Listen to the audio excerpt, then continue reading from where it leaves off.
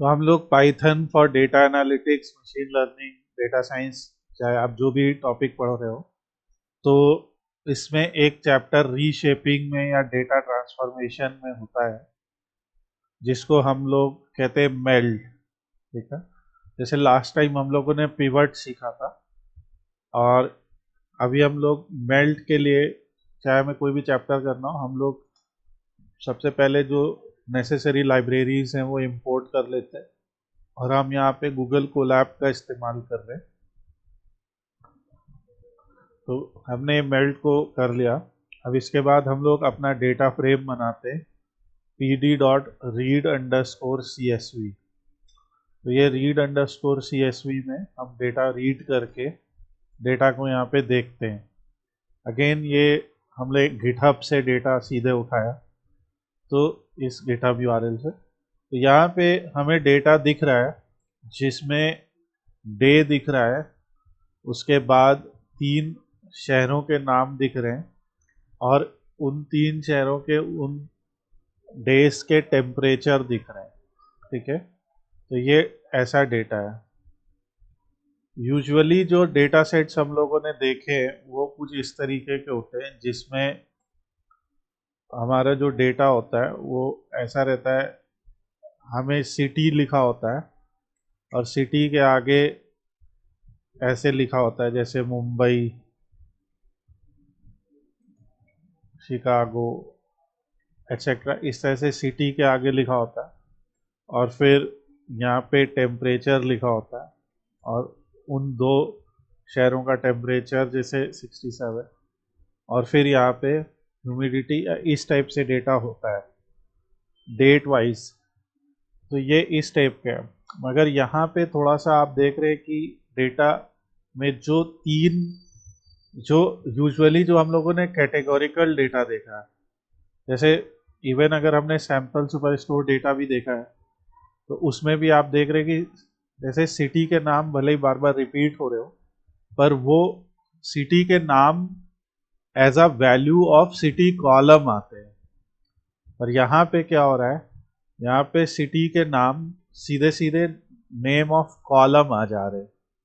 तो इन जगहों पे डेटा को रीड करना थोड़ा मुश्किल रहेगा, तो उस चीज़ के लिए हम लोग मेल्ट मेथड का इस्तेमाल करते हैं, ताकि इसे वापस से हम इस टाइप के डेटा में बदल सके जो हम लोग यूजुअली यूज़ करते हैं। हम एक सिटी नाम का कॉलम ले आए, उस सिटी नाम के कॉलम में ये 3 शहरों के नाम हो। हम एक टेम्परेचर नाम का कॉलम ले आए हो, तो ऐसा कुछ हो। तो लेट्स सी कि मेल्ट मेथड कैसे काम करता है। तो यहाँ पे हम मेल्ट मेथड का इस्तेमाल करेंगे। इसके लिए मेल्ट मेथड का जो सिंटैक्स होता है वो होता है, हमने एक नया डेटा फ्रेम बनाया जिसमें हमने लिखा pd.melt, यानी पांडास में लिखा मेल्ट। हमने कहा मेल्ट किसको करना है, df को। और यहाँ पे जो id वेरिएबल्स है, मतलब हम किस id वेरिएबल पे उसको मेल्ट कर रहे हैं, वो है डे।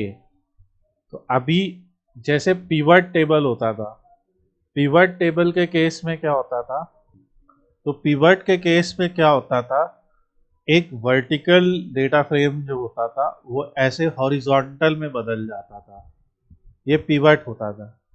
अब यहाँ पे क्या है, अगर आप ध्यान से सोचें तो एक्चुअली में हमें ये हॉरिजॉन्टल डेटा दिया हुआ है, हमें इसे वापस से मेल्ट यानी कि वर्टिकल में बदलना है। तो जब आप इसको रन करेंगे id वायर्स को, ये देखिए, तो ये क्या हुआ कि ये जो एक आपका हॉरिजॉन्टल डेटा फ्रेम था वो वापस से इसमें बदल गया वर्टिकल में। तो बेसिकली हम एक तरीके से कह सकते हैं कि ये पिवट का उल्टा है, हम रिवर्स कर रहे हैं पिवट को। तो डेटा अगर कभी आपको इस तरीके से दिया हो, अब देखिए यहाँ पे क्या हो गया, डे आ गया, वेरिएबल आ गया, वेरिएबल में जो शहर के नाम है वो उतनी बार रिपीट होने लगे, यानी कि हर शहर का नाम 7-7 बार रिपीट होगा, क्योंकि 7 दिन का डेटा है। तो शिकागो का 7, चेन्नई का 7, बर्लिन का 7, टोटल 21। क्योंकि ये 0 से शुरू हो रहा है तो आखिरी नंबर है 20। तो इस तरीके से हमारे पास वैल्यू आ गई। तो इसमें हमारा ये डेटा आया। अब अगर हम df1 में चेक करना चाहते हैं कि df1 डॉट, और हम चेक करना चाहते हैं कि df1 dot variable dot value under score counts, please one में। सो किसी भी, अगर हम वेरिएबल का वैल्यू काउंट्स करते हैं तो जैसे आपको दिखेगा 777, मतलब 7 बार ये सारे वैल्यूज आने लगे। तो ये मेल्ट का है। हम लोग एक साइड बाय साइड कंपैरिजन करते हैं। तो यहाँ से हम इसका स्क्रीनशॉट ले लेते हैं और MS पेंट हमने लिया। क्वेश्चन जैसे कई स्टूडेंट कहते हैं कि इसका इस्तेमाल हम कहाँ पे करने वाले हैं, कैसे करने वाले हैं। तो आंसर यही है कि अगर आपको डेटा इस तरीके से दिया हो, जैसा अभी हम लोग के सामने है कि यूजुअली जिन चीज़ों को हम एक कॉलम में देखते हैं, वो यूजुअली जिनको हम एक कॉलम की वैल्यू के रूप में देखते हैं, वो अगर हमारे सामने जो है कॉलम के नाम के रूप में आने लगे तो हम देखेंगे। जैसे यहाँ पे शिकागो का ये हो गया पार्ट, ये शिकागो का हो गया, ये चेन्नई का हो गया, और ये बर्लिन का हो गया, इस तरीके से। और ये जो हमारा चैप्टर है ये है मेल्ट इन पांडास। तो मेल्ट मेथड इन पांडास, और ये इसका सिंटैक्स। अभी हम लोग इसके में और भी पढ़ते हैं कि इसमें और क्या क्या कीवर्ड आर्ग्यूमेंट्स होते हैं, पर ये एक बेसिक तौर पे मेल्ट मेथड ऐसा होता है। जैसे अगर मान लीजिए फॉर एग्जांपल यहाँ पे हमारे पास रीजन है, ठीक है। रीजन कैसे दिया है, साउथ वेस्ट साउथ, करीब 10,000 एंट्रीज हैं। ओके तो सर। तो अगर ये डेटा ऐसे कुछ दे दिया जाता कि जैसे ईस्ट, वेस्ट, नॉर्थ, साउथ, ठीक है, ऐसा, और यहाँ पे लिख देता वो, और यहाँ पे इनमें सेल्स अमाउंट आता, जैसे इस दिन 100, इस दिन 200, 400, 300, और यहाँ पे मान लीजिए डे लिखा होता है, ऐसा कुछ संडे, मंडे, इस तरह से लिखा होता है, राइट। ऐसा कुछ डेटा होता। तो इस तरीके में क्या आप करते हैं, और यही डेटा अभी मैं ऐसे रिपीट कर दूँ। ये सेल्स को मान लीजिए दिखा रहा था डेटा, ठीक है। और यहाँ पे तो देखिए क्या है कि ऑर्डर आईडी है, तो कितनी सारी ऑर्डर आईडी है। तो हर ऑर्डर आईडी का डेटा यहाँ पे दे रखा होता उन्होंने। तो इस तरीके के डेटा को अगर हमें वापस से ये बनाना होता है कि जो ये एक रीजन नाम का कॉलम आ जाए, जैसे यहाँ पे आ रहा है, एक रीजन नाम का कॉलम आ रहा है जिसमें ये रिपीटेटिव वैल्यूज आ रही हैं। तो इससे क्या होता है कि एनालिसिस आसान हो जाती है। अगर हम एक फिल्टर लगा दें यहाँ पे तो अब एनालिसिस आसान हो जाती है। हमें सिर्फ सेंट्रल का देखना है, तो अब हम सिर्फ और सिर्फ सेंट्रल की सेल्स देख रहे हैं पूरी। यहाँ हम देख रहे हैं कि कितनी सेल्स हुई, कितना प्रॉफिट हुआ, कितना डिस्काउंट दिया, कितनी क्वांटिटी आई। ये सिर्फ सेंट्रल रीजन के हिसाब से देख रहे हैं। हमें सबका देखना है, अब हम सबका देखना है, तो ये आसान होता है। तो यही मेल्ट मेथड का काम है कि अगर इस तरीके से दिया है डेटा तो यहाँ पे आप मेल्ट मेथड यूज कीजिए। और यहाँ पे इसका सिंटैक्स ऐसा है, pd डॉट मेल्ट, df आपका वो डेटा फ्रेम है जो आपने रीड करके बनाया। id वायर्स, वहाँ पे ये डे है।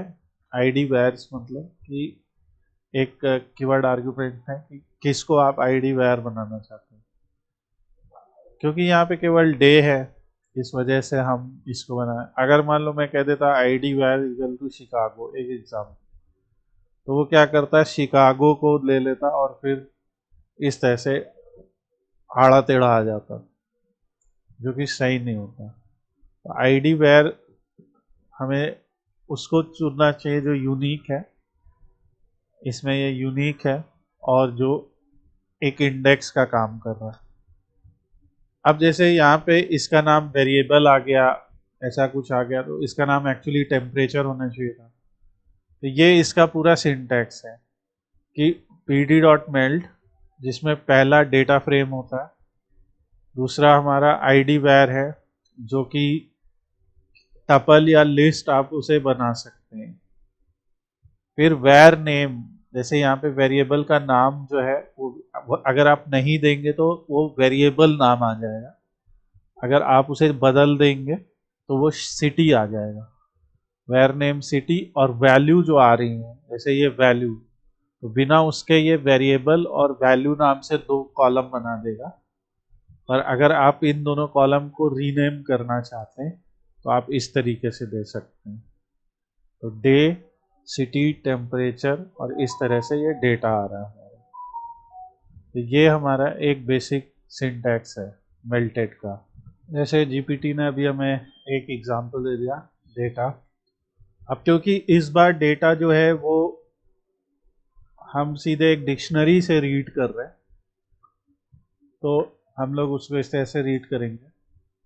तो यहाँ पे भी देखिए क्या एकदम उसी तरीके से स्टूडेंट के नाम लिखे, एलिस, बॉब, चार्ली, ये आ रहे हैं, और मैथ, साइंस और इंग्लिश नाम से कॉलम दे दिए।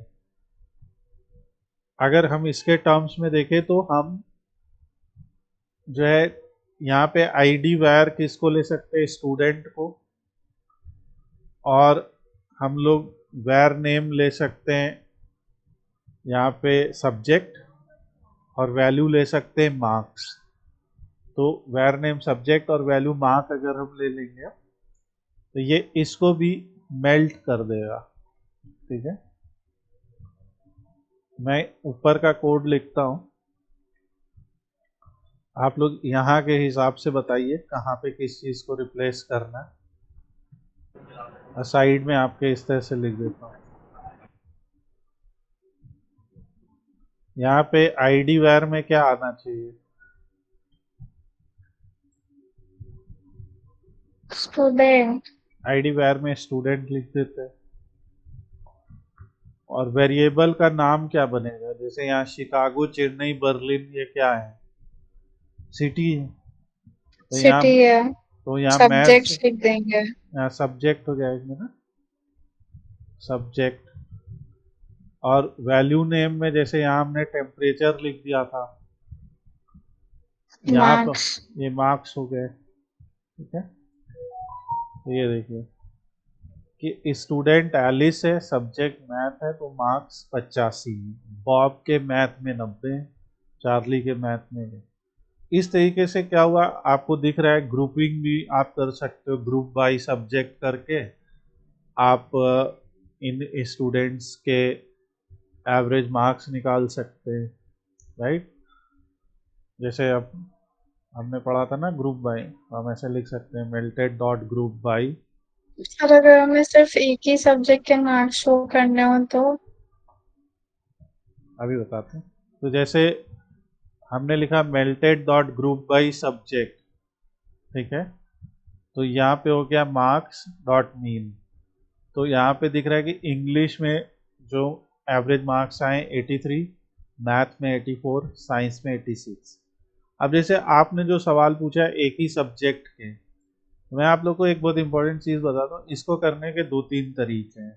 ठीक है, एक तो जब हम कोई ग्रुप बनाते हैं, तो जैसे हम ग्रुप बनाते हैं तो हम उसको कैसे लिख लेते हैं, जैसे सब्जेक्ट ग्रुप है तो मान लो उसे एसजी लिख लेते हैं।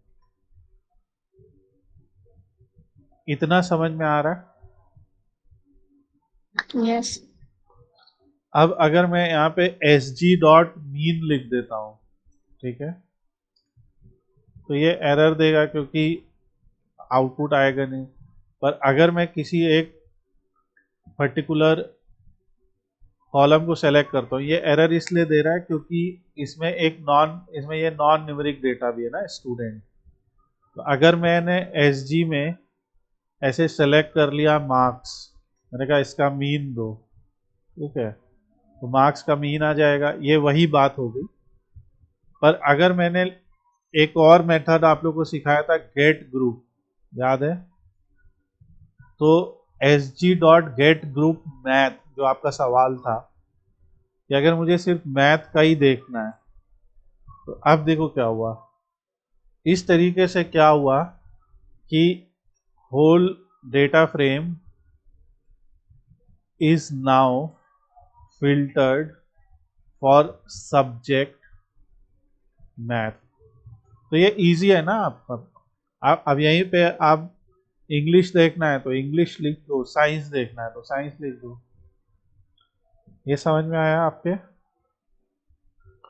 पहले मतलब मैं इस पे लिखूंगा, पहले आप क्या बनाओगे, ग्रुप बाई। ग्रुप बाई कर दिया, फिर ग्रुप बाई करने के बाद गेट ग्रुप, ये दो याद रखो, ग्रुप बाई गेट ग्रुप। तो ग्रुप बाई से जो बनता है ये एक तरीके का ग्रुप बनता है, ठीक है। ये जैसे ये एसजी जो बना, ये एक तरह का ग्रुप बना। अगर हम एसजी को प्रिंट करेंगे तो कोई आउटपुट नहीं आएगा, क्योंकि ये सिर्फ एक ग्रुप है। ये देखिए, कोई आउटपुट नहीं आएगा, ये सिर्फ एक ग्रुप है। आउटपुट तब आएगा जब आप इसमें एक कॉलम सेलेक्ट करके उसका मीन निकाल लीजिए, सम निकाल लीजिए, मिनिमम निकाल लीजिए, ऐसा। और या गेट ग्रुप करके उठा लीजिए। ये एक तरीका है। हमारा डेटा फ्रेम क्या है, ये है, यही डेटा फ्रेम है ना, देखिए, राइट। अब मेरा अगला सवाल है कि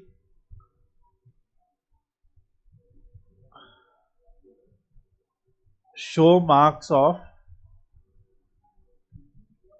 Alice.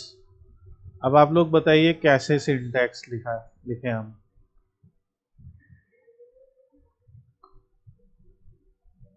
Show marks of Alice,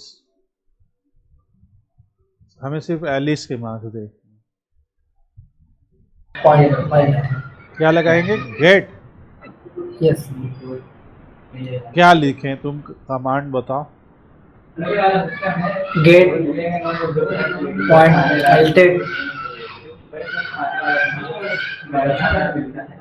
melted dot get लिख दें ऐसे। फर्स्ट गेट आएगा, ऐसे ग्रुप बाय, सॉरी हाँ, क्या करना बताओ। Get group by. पहले ग्रुप बाय बनाए, हाँ पहले ग्रुप बाय बनाए। तो मेल्टेड डॉट ग्रुप बाय में क्या लिखें, एलिस। ग्रुप बाय में एलिस कोई ग्रुप है? स्टूडेंट स्टूडेंट स्टूडेंट, और फिर गेट ग्रुप एलिस, समझे? तो इस तरह से आएगा, बहुत अच्छा। तो यहाँ पे पहले हम लोग को क्या करना पड़ता है कि मैंने कुछ स्पेलिंग में हो सकता है गलती की हो,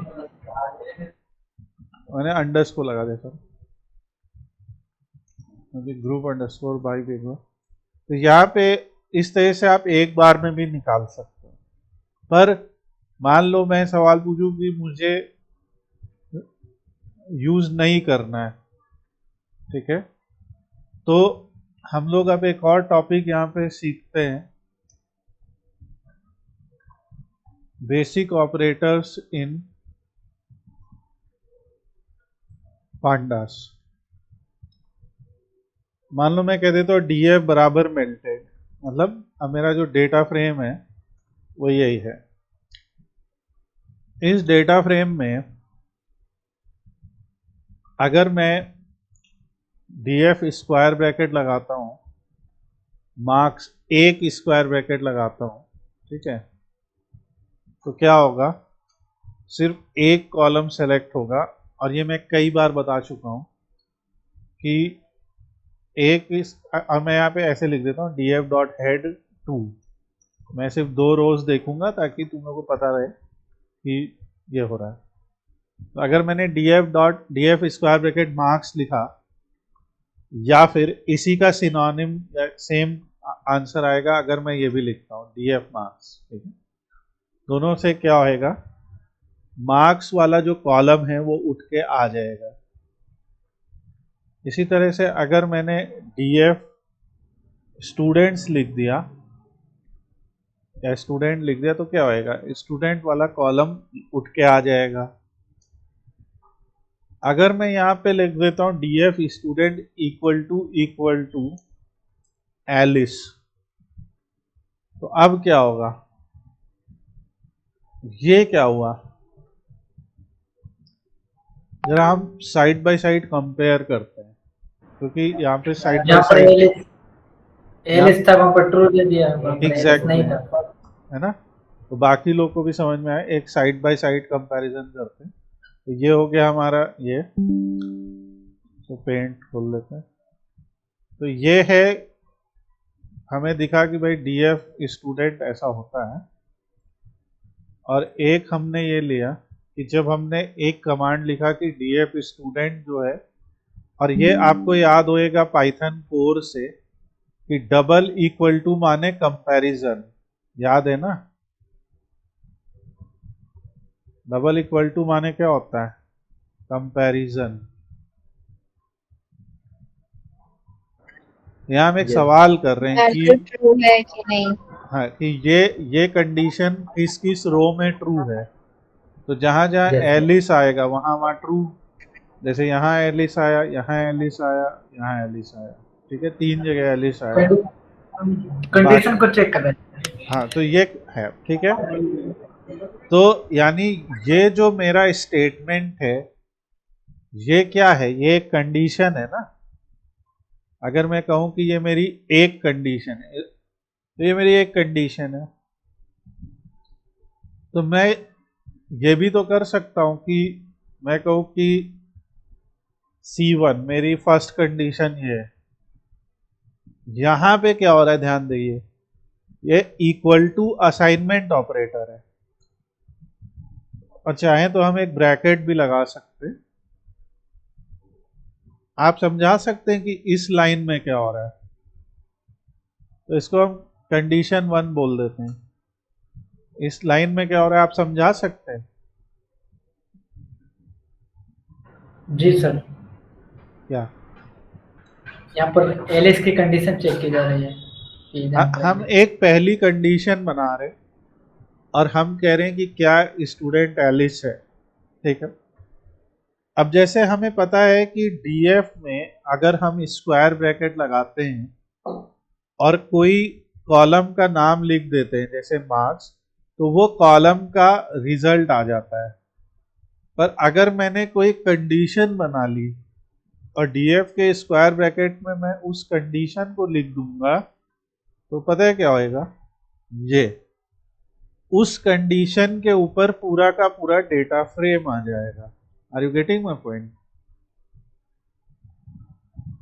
देखो, ये डॉट गेट ग्रुप ही तो हो गया सीधे।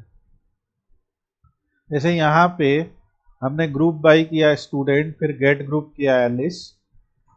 यहां पे हमने क्या किया, हमने कहा कि कंडीशन है मेरी एलिस, और मैंने कहा डीएफ को दिखाओ इस कंडीशन के ऊपर। तो जिस जिस रो में वो कंडीशन ट्रू थी उस रो का आंसर आ गया। अगर हम एसक्यूएल की भाषा में करें, आप सबने पढ़ा है, select star from DF where student बराबर एलिस।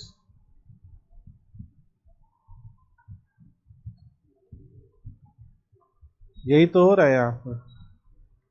अब जैसे हमने सीखा है डेटा एनालिसिस में, कंडीशन ऐसा जरूर नहीं कि हमेशा एक ही कंडीशन, कंडीशन कई हो जाएंगी। जैसे कोई ये भी तो सवाल पूछ सकता है कि marks of Alice in science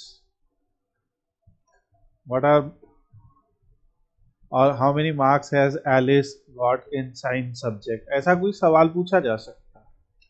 तो हम क्या करेंगे, एक और कंडीशन बना लेंगे, कंडीशन 2, और जैसे मैंने यहाँ पे लिखा ये, तो मैं लिख दूंगा कि सब्जेक्ट जो है वो साइंस है। ऐसे मैंने लिख ली 2 कंडीशन, और मैं कहूँगा अब मुझे डीएफ दिखाइए कंडीशन 1 एंड कंडीशन 2 पे। ये जो एंड ऑपरेटर है, ये एंड ऑपरेटर क्या है? ये वही जो लॉजिकल एंड पढ़ा हमने, कि जैसे जब हमने सीक्वल में हम क्या करते हैं, where student is equal to Alice and subject is equal to science. आप ऐसे ही तो एसक्यूएल में हम लोग ऐसे ही तो लिखते, अगर ये सवाल होता marks of Alice in science, तो हमने यहाँ पे ये लिखा। अब अगर हम रन करते तो सीधी एक रो आएगी जहाँ पे दिखाएगा कि एलिस के साइंस में 92 मार्क्स आए। ठीक है, तो ये इस तरीके से हम लोग का डेटा जो होता सर है वो रीड होता है। तो ये सारा आप लोग को पढ़ना है। यहाँ पे पिवट है, पिवट टेबल्स है, एवरीथिंग, ये सारे चैप्टर्स यहाँ पे आपके सामने आएंगे।